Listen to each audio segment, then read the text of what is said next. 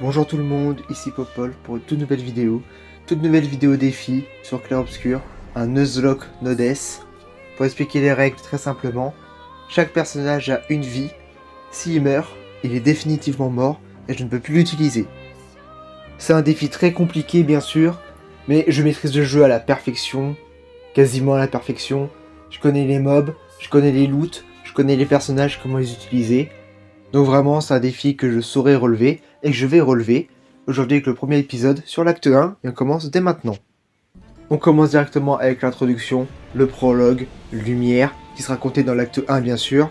Rien de spécial à dire malheureusement, il n'y a pas d'ennemis, il n'y a pas de mobs.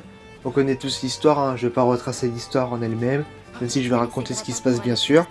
Le plus important à noter c'est que là je vais looter tout ce qui est lootable, les lumicolores et les catalyseurs, pour avancer plus rapidement dans le jeu dès le début. Car oui, on peut faire ça, c'est très rapide. Comme vous voyez à l'écran, on va combattre Romael, le premier faux boss du jeu, le premier ennemi qui nous apprend les patterns. Vous allez voir, je la maîtrise parfaitement, il n'y aura aucun souci vraiment, c'est... Ouais, bah je connais pas le jeu par cœur, c'est bon, on va pas commencer. On peut pas mourir, de toute façon, on peut pas mourir, c'est pas grave. Comme vous voyez, j'arrive à la contrer, il n'y a pas de souci, c'est juste une petite erreur. Enfin bref, allez, on la bat, et c'est plié. Après ce combat, on retrouve Sophie, qui est la copine, l'ex-copine de Gustave, même si bon, on voit dans le prologue qu'ils sont vraiment encore ensemble, techniquement. On fait tous les objectifs secondaires, on va avoir les lumicolores, les catalyseurs, et on fait vraiment tous les objectifs secondaires. Vraiment tout.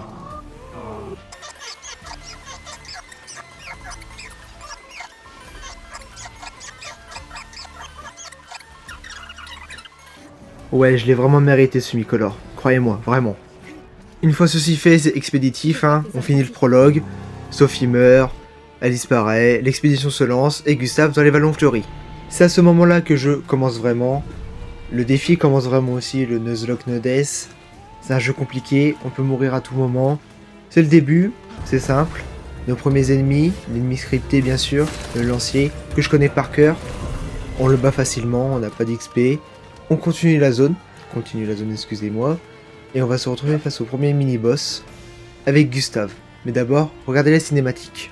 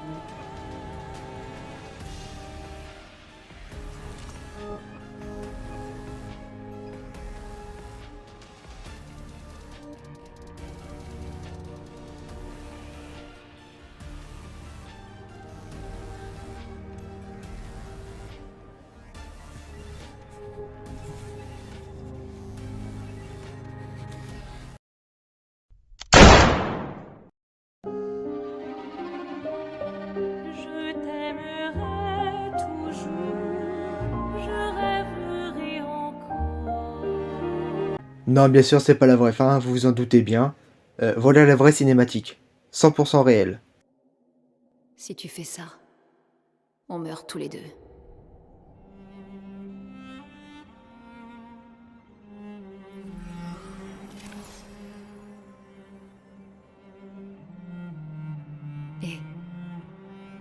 C'est à ce moment-là que Lune nous rejoint.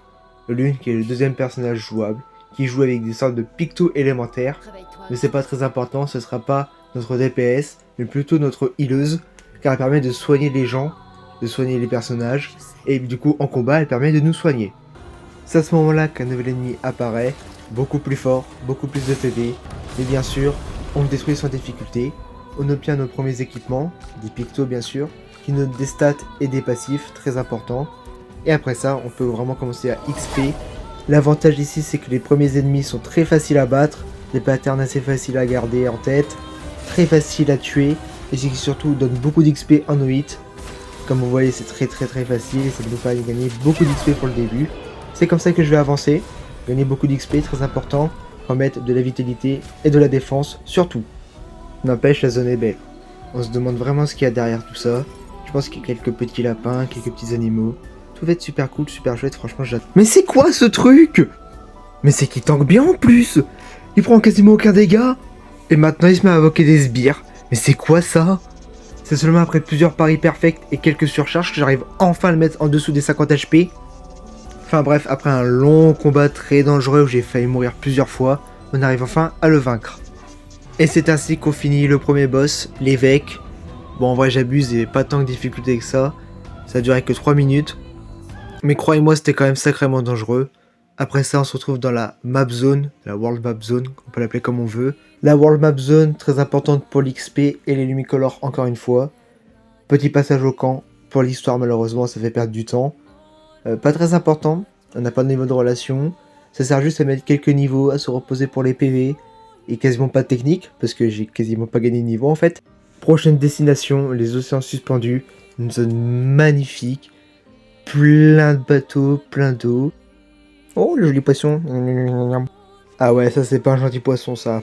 Pas du tout. Ah ouais, ça c'est vraiment pas des gentils poissons du tout ça. C'est littéralement de pire en pire, c'est des poissons kamikazes. Bref, après ces péripéties, on se retrouve face à une hutte où il y aurait Maël dedans. Maël, pour ceux qui se rappellent pas, c'est la gamine qui m'a tabassé à 2 minutes.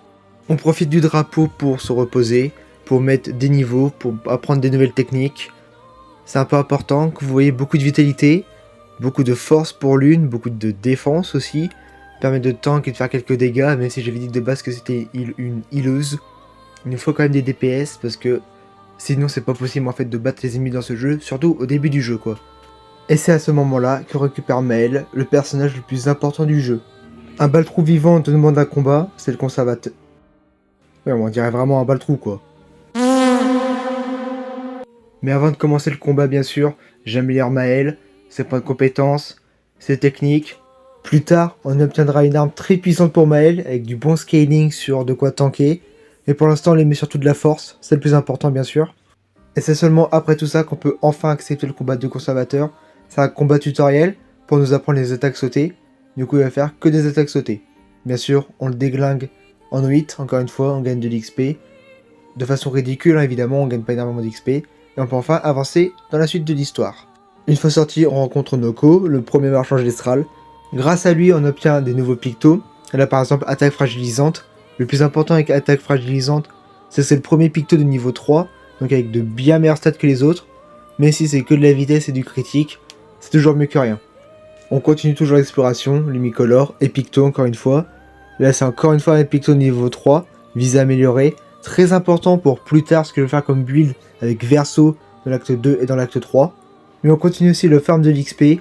Comme dit, l'XP c'est le plus important, c'est la priorité numéro 1. Elle nous permettra d'améliorer nos PV, de faire plus de dégâts, de tanker plus, d'être beaucoup plus rapide. Première réelle menace de la zone, le premier bourgeon. Je vais le faire pour le picto, qui compte améliorer, et un peu d'XP en général. La particularité des bourgeons, c'est qu'ils avalent des personnages. Là par exemple, il avale Maël. Du coup, je ne peux plus jouer Maël pendant le combat. Ça compte pas comme une mort, bien sûr. Sinon, ce serait vraiment beaucoup trop pété. Mais là, le plus important, c'est vraiment juste de le fracturer. Bien que c'est pas forcément suffisant pour le battre, bien sûr. C'est le plus important à faire pour récupérer Maël. Et au moins, on aura la paix sur ça, on pourra l'utiliser.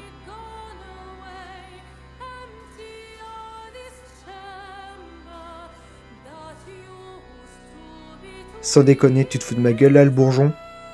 Le pire, c'est que j'étais tellement pas prêt à ça que j'ai perdu contrôle et en fait, l'une a failli mourir quoi. C'était à un coup près, bah c'était foutu quoi. Enfin bon, quand même, évidemment, elle a survécu, c'est le principal. J'essaye de me dépêcher vite pour la soigner avant de faire toute autre action et je continue le combat. Et après un long moment, j'arrive enfin à vaincre le bourgeon. Il recrache les personnages de l'expédition avalés. Entre temps, il avait avalé Gustave. Et c'est enfin la fin du combat. On explore ensuite la zone, une grande zone comme ça, beaucoup d'ennemis, beaucoup de loot surtout, mais malheureusement assez expéditif pour ma part, parce que je connais tout par cœur, et j'ai pas grand chose de plus à dire dessus.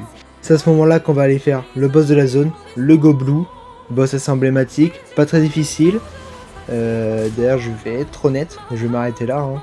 Enfin là, c'est par hasard, mais bref, j'ai perdu les rushs de Goblou. J'ai pas plus. Désolé. Ça m'est arrivé quelques fois de perdre des rushs, je le dirai en avance, et je m'excuse. Hein. J'ai aussi perdu une partie du sanctuaire ancien. Normalement, j'ai pu en récupérer une partie, mais pas tout malheureusement.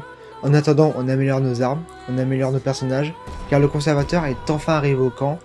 C'est un peu l'améliorateur du camp en fait. En attendant, on farme encore plus d'XP sur la world map, bien sûr, qui est vraiment extraordinaire pour ça. D'ailleurs, pour l'anecdote, c'est dingue quand même que le bourgeon, il donne 1000 d'XP, un boss, mais juste 3 ennemis de base, c'est 3400 d'XP. C'est quand même dingue, hein. J'aurais jamais dû le faire ce bourgeon, j'ai fait perdre l'une. Il doit y avoir un genre de chemin qui mène à leur village. J'entends quelque chose. C'est peut-être des Névrons, attention.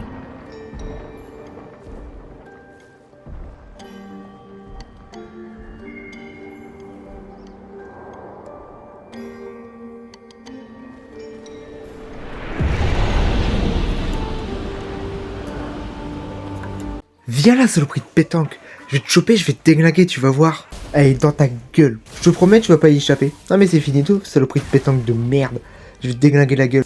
Et voilà, une bonne chose de faite. Je déteste les pétanques.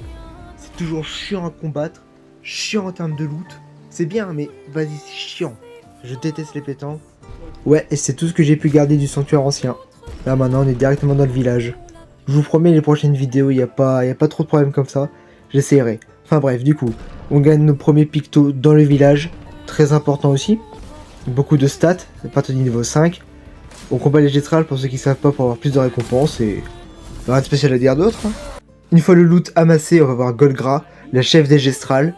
Un peu spécial. Elle nous demande de voir Esquier, car notre bateau est cassé. Et pour voir Esquier, il faut faire un tournoi de Gestral.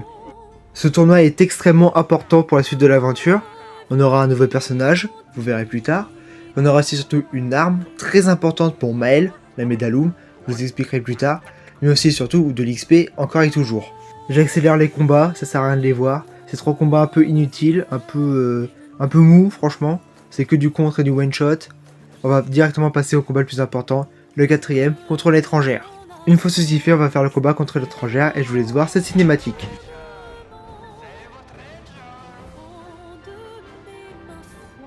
Il s'agit de Ciel, le DPS principal de toutes les équipes. Personnellement, ce ne sera pas le cas. Et là, elle a bien failli manquer de me tuer.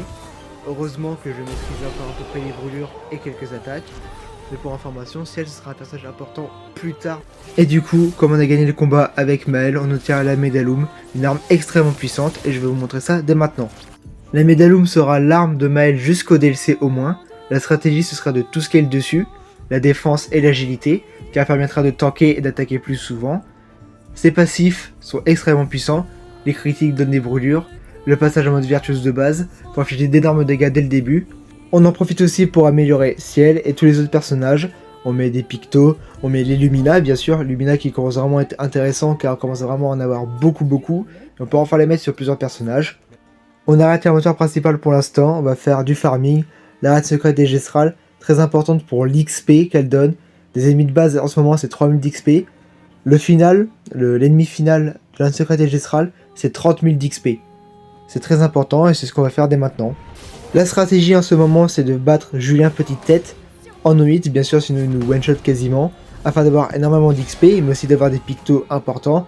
Tous les pictos solitaires, pour l'instant ils servent à rien à leur passif, mais au moins leur stat qui est très grosse, 320 PV par picto par exemple, ce qui est énorme, est très important.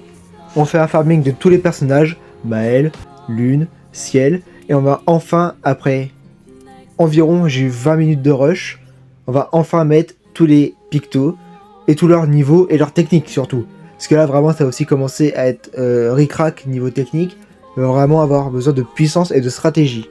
Petit passage aussi vers le conservateur, on a eu des catalyseurs, de nouveaux lumicolores, très important, on améliore la Médaloum encore une fois, et surtout on optimise enfin les Lumina. Après ça on va enfin faire la prochaine zone, le nid d'esquier, et je vous laisse avec cette cinématique. Golgra a dit de crier le mot de passe aussi fort que possible. Alors...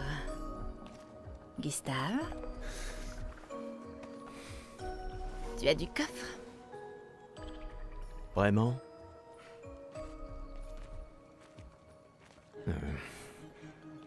Allez, sois pas timide.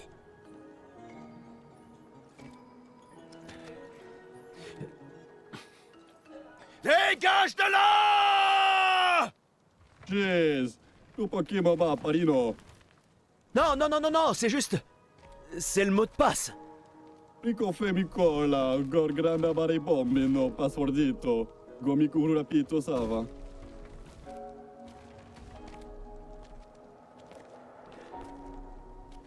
On sprint directement vers la zone d'esquí, malheureusement il n'y a vraiment pas grand chose. Un mime qui sert au skin, et seulement un Lumicolor pour l'instant. Du coup cette zone est vraiment magnifique, mais elle sert à rien du tout. On va voir directement esquier. Il nous dit d'aller voir François, son ennemi juré. Et bon, combat très compliqué en fait, parce que François a une seule attaque, mais qui nous one-shot. Et c'est pas une blague, hein, l'attaque nous one-shot. Du coup, il faut vraiment faire des parades parfaites ou des esquives parfaites, sinon on est mort. François est mort.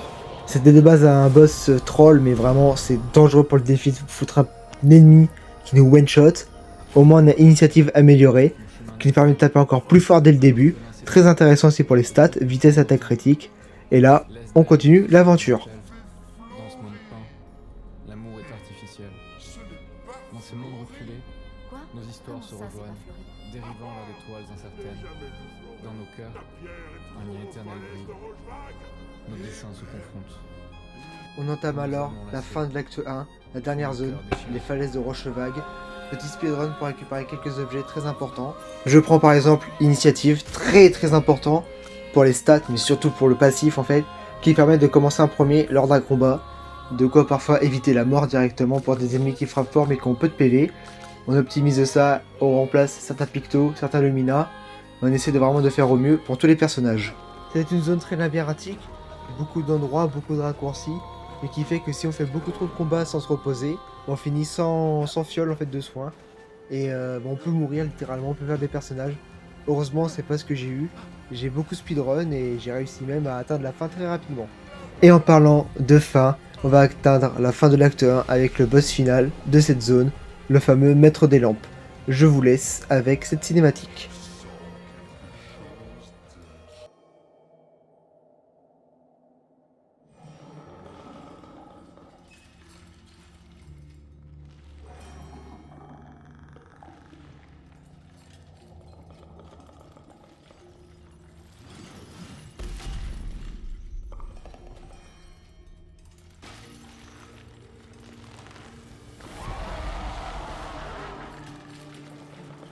Bien, on s'en débarrasse.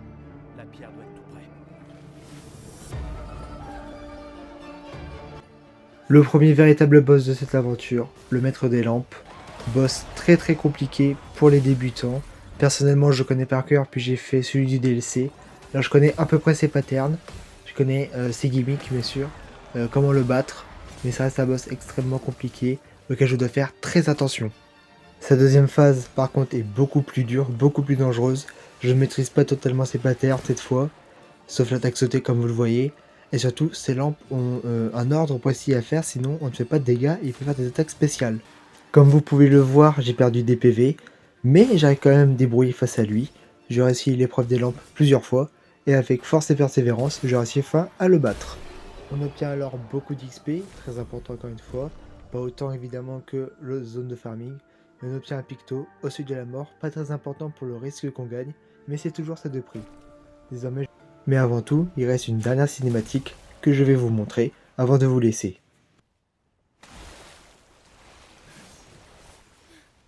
Il est mort là? Vraiment mort?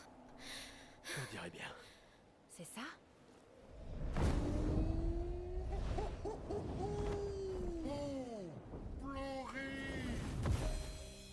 Génial! Prêt à prendre le large? Alors c'est parti! Allez-y! Sautez mes amis! Ce n'est pas si haut! On peut enfin traverser la mer. Gustave, t'aurais pas un peu de vin de côté des fois? Tu vas? Hé, tu peux le faire. Je déteste l'eau.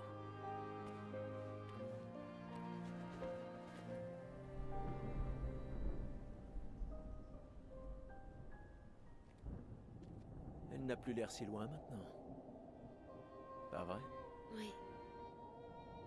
Tu veux lancer une autre pierre? Les autres nous attendent, mais... Tu pourrais l'atteindre. D'accord.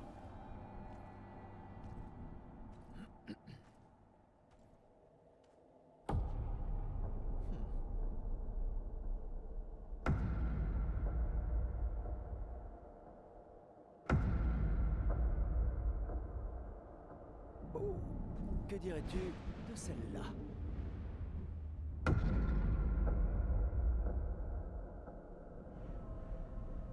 C'est vraiment important. Eh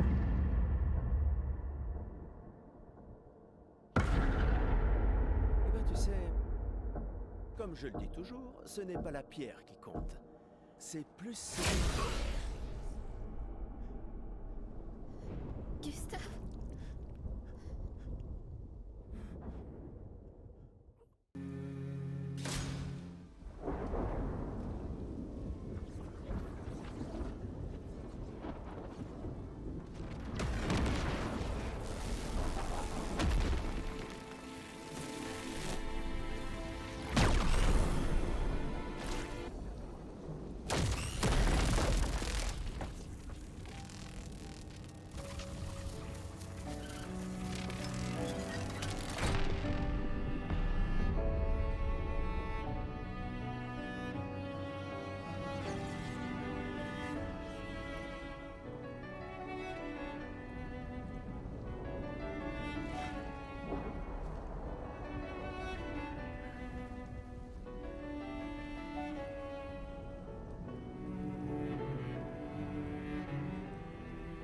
Pour ceux qui suivront. D'accord.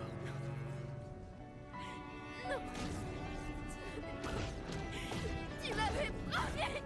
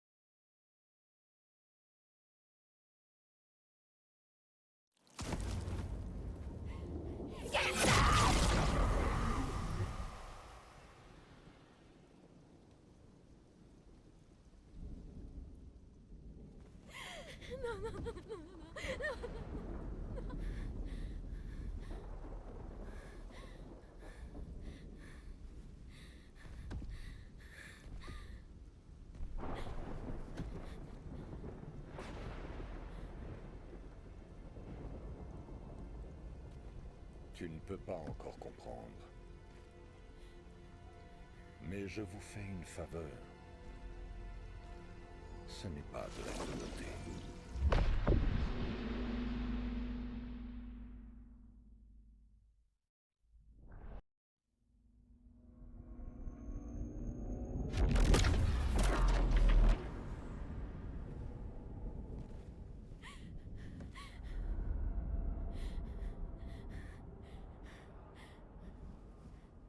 Je comprends que tu te sentes perdu. Mais nous voulons tous les deux ce qu'il y a de mieux pour nos familles. Désolé que tu te retrouves entre deux feux, mais j'ai essayé de te prévenir.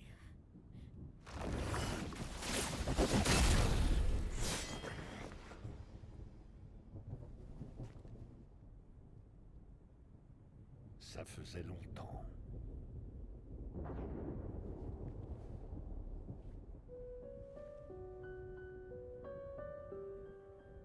Ne te mêle pas de ça. Tu as choisi de partir. Rien ne te donne le droit de revenir interférer. Tu as vécu plus d'une vie. Il serait temps de lâcher prise. Plus d'une vie.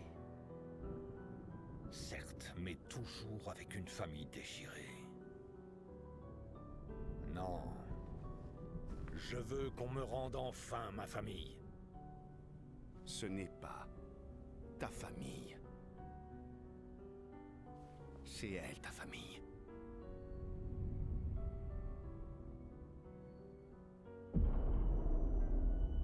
Tu te servirais d'elle? C'était son choix. Je ne fais pas les règles entre vous.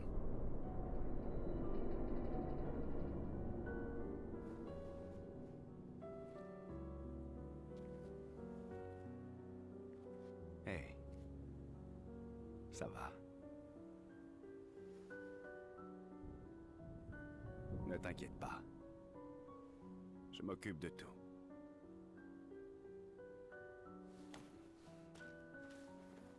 Va rejoindre tes amis.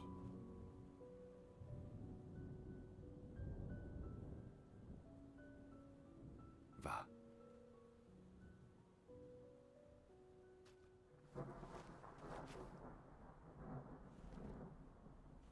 Alors c'est ainsi. Tu nous entraînes sur cette voie. Mais es-tu préparé aux conséquences? Elle ne peindra plus jamais.